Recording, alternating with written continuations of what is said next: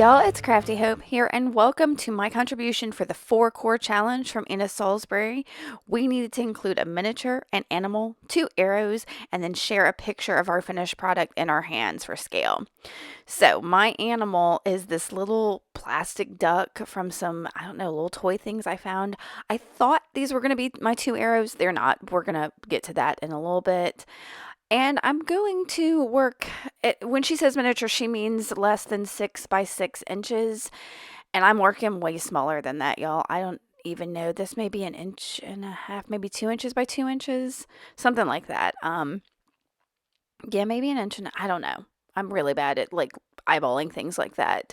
So this may just be an inch by an inch.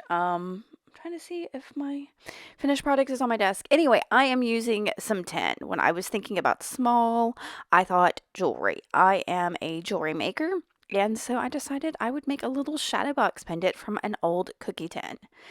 So you saw I traced out a square onto the back of my tin, and I'm measuring out the what it was like 10 millimeters out from each side of it. So I'm creating a shadow box.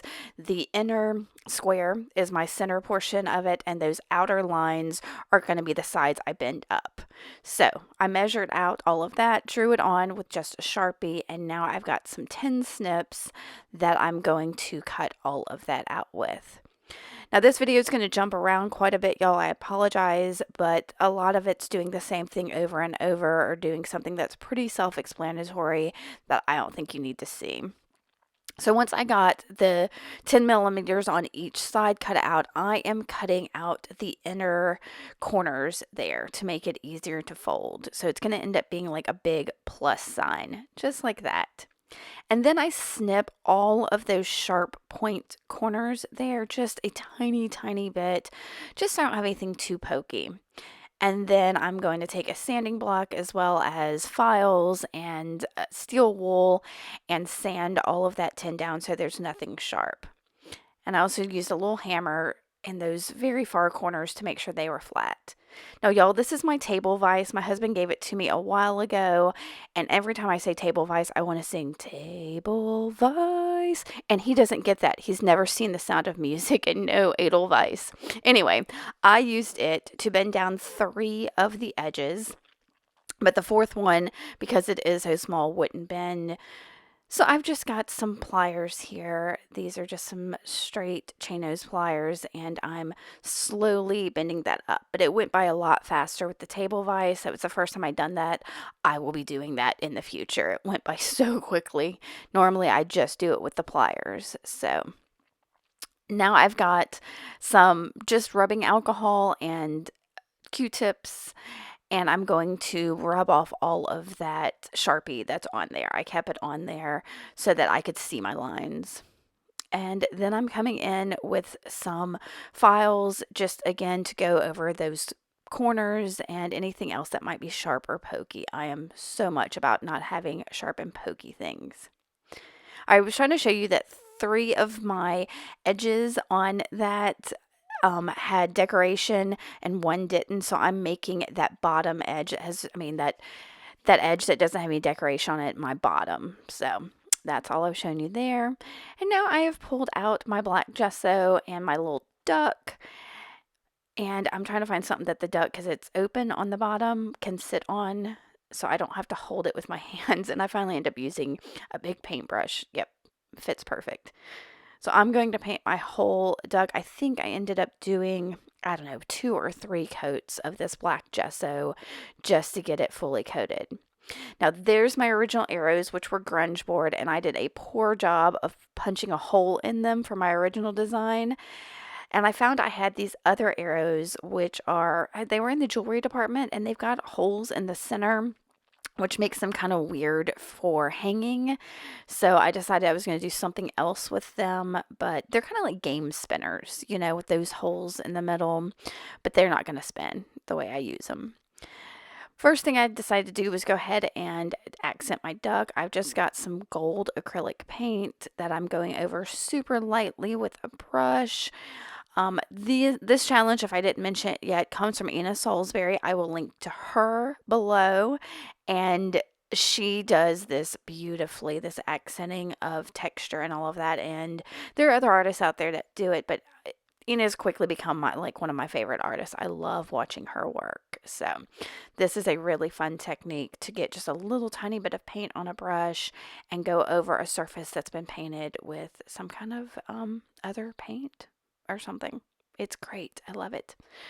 So let's see, I've got that gold, and then I'm coming in with this antique, I don't know, what is it called?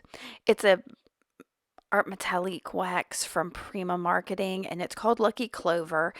And as soon as I saw that it was called Lucky Clover, I kind of like all of my ideas came together. I knew that I was going to use green as my like main color element in this, as well as this is a lucky duck. I'm using Lucky Clover. It's a lucky duck. I say lucky duck all the time. I don't know if that's like a regional phrase or just something we say around here, or if that's something that's pretty common. And I have to go ahead and say that my arrows I really kind of struggled with. I kind of wanted it to be like duck down, duck up, like don't duck up, like a play on the dirty word. So yeah. Anyway, the arrows are going to be in there, but they're really kind of just there. All right, I took some letter stamps, some metal stamps, and another piece of that tin, and I am stamping in the word lucky because, like I said, once I saw that Lucky Clover wax, I was like, oh, this is a lucky duck. So I punched that on there, and I've got some vintage patina in black. And now this was a really long process. My stamping was not great, which is fine. It ends up being kind of rustic feeling in the end.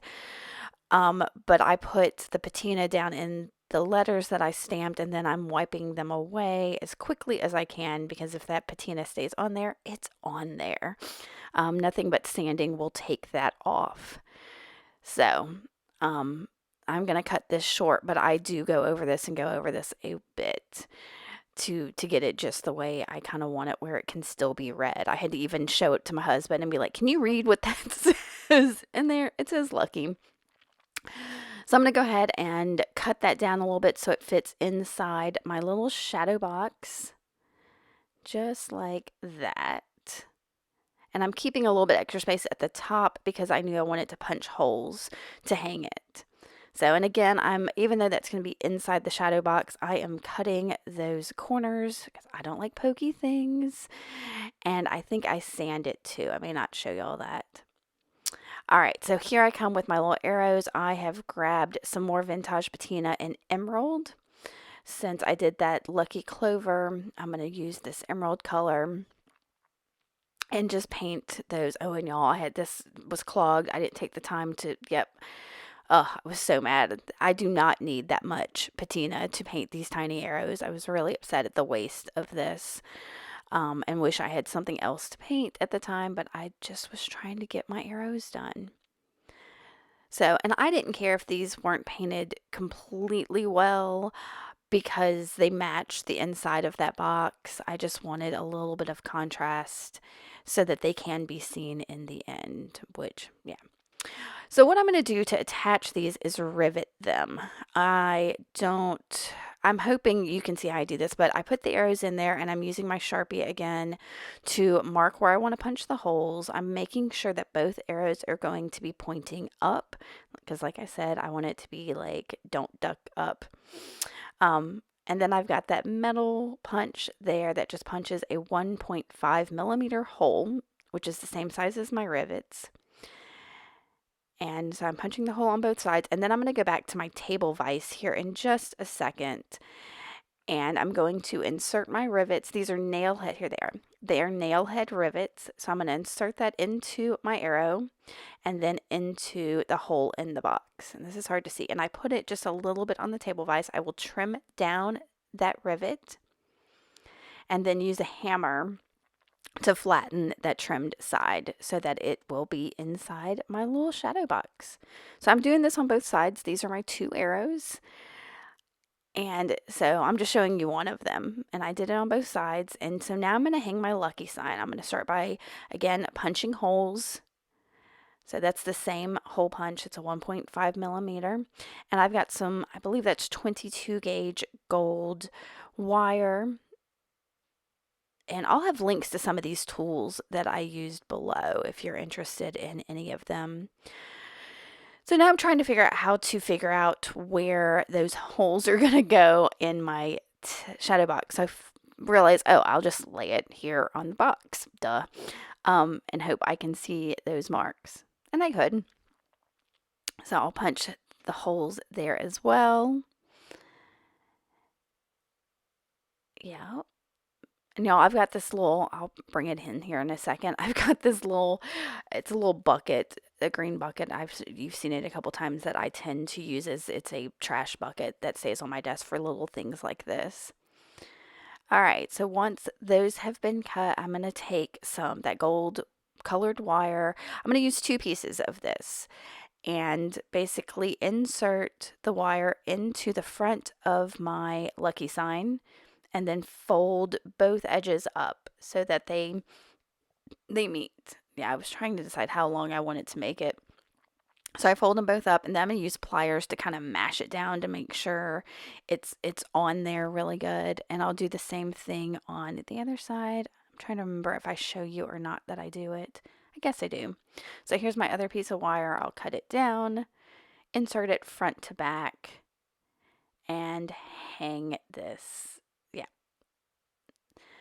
Mash up. So it gets a little fiddly trying to get it through the holes because I'm going to try to get both of those wires up through those holes. So it got super fiddly in here. I had to get my fingers. I'm very blessed. Sometimes I hate having small hands and small fingers, but it really helped in this instance.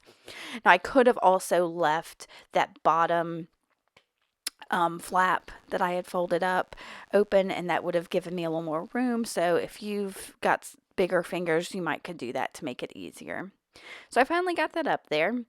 And I'm going to slide. I've got some larger beads that can go over both of those pieces of wire. So I'm going to put that there and then trim right down to that bead, that second wire. And I'll do that on both sides. And then I'm going to add some green seed beads that match both my duck and my arrows.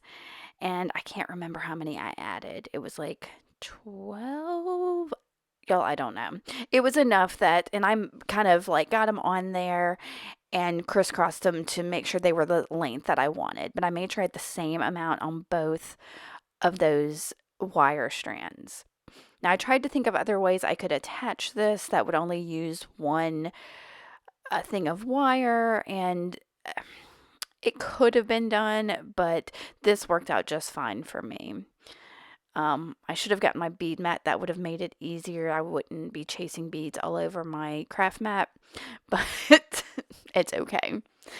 So I'm going to put beads. I'm not going to make y'all watch me put beads on that other one again. But there, you see me measuring, trying to decide if that's going to be long enough for how I want it. Kind of messing with my lucky sign in there, making sure everything's kind of even and not too wonky. But again, I didn't care if this was a little bit rustic. So, yeah, there's a little bit of fidgeting and playing with the wire there. And that's what's great about wire is you can make it do kind of whatever you want.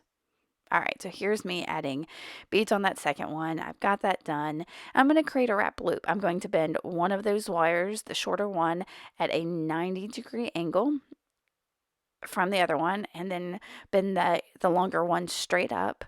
And I'm going to wrap the shorter one around the longer one just a time or two to make sure it's tight and secure. Tighten it with my chain nose pliers, and then I'll bend that one that's straight up out at a 90-degree angle just like that and create a wrapped loop. So I wrap it around some round nose pliers to make my loop and then wrap that. I do have a link to how to do a wrap loop. I'll put that up in the upper right corner if you need to see that a little bit better.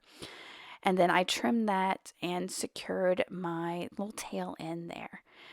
And so the last thing I've got to do is add my duck. So I grabbed my little tube of E6000. I'm just putting glue on the edge that's going to touch and on the back. I didn't want any of the glue showing in the front. And I knew it would hold. And y'all, and I left it to dry. I let it sitting up to dry, and that was it. I have a little lucky duck pendant. I'll add it to a necklace later, create a chain for it. Here it is in my hands. I've got a picture of that as well here. And I want to thank Ina for another fun challenge. I'm really loving these 4-core challenges. And I hope you get a chance to play along. Let me know what you think about this. Give me a thumbs up if you like it, and make sure to subscribe. Thanks for watching, y'all. Bye.